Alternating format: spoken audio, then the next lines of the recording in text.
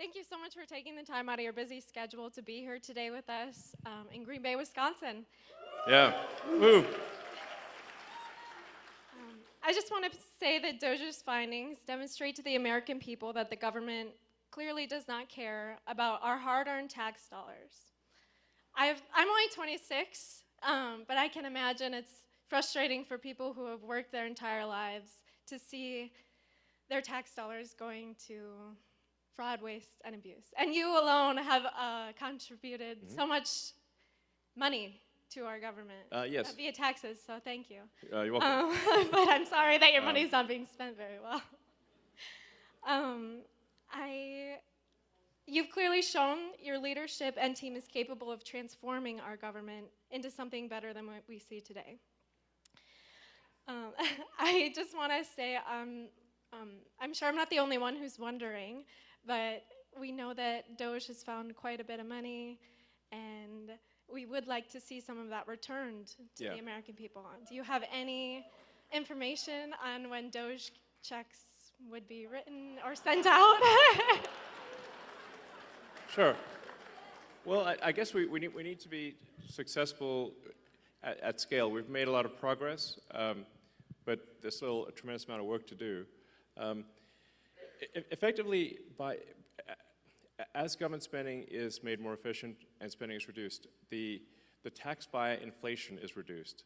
One way or another, you will effectively be better off if resources in the United States are not wasted. And it's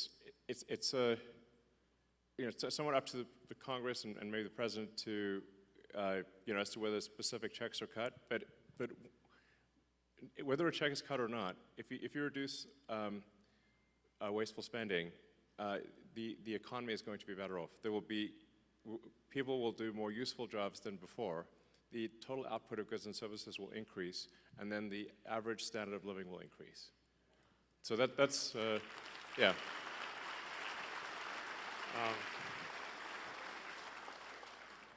I think the most important lesson in economics is simply common sense, that the more people in a country that are engaged in producing useful products and services, the better off that country will be. Like you could run the sort of thought experiment to say, in the limit, if we moved everyone in the car industry into the DMV, there would be no cars, but there would be a lot of regulators. So then you say, well, okay, well, then how many people should be in the government versus not government? And generally, I think you want to minimize the number of people in government. There's still, be a lot of people in government, but you want to keep that to a minimum and move people from low to negative productivity roles to high productivity roles in the private sector. Yeah.